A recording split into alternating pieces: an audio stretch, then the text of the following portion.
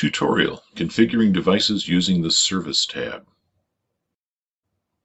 This tutorial is a demonstration on how to configure services on a PT server.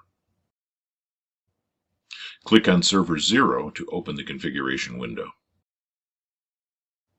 Click on the Services tab. The Services tab shows all of the server functions available on the device. These include 12 different server functions including HTTP, DHCP, DNS, email, and FTP. By clicking on the Server Function button, you will see the configuration parameters for each service as well as the ability to turn each function on or off as shown with the DHCP button.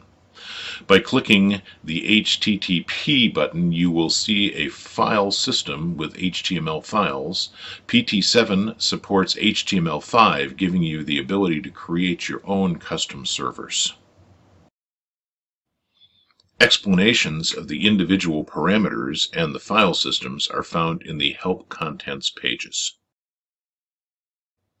This ends the Configuring Devices using the Services tab tutorial.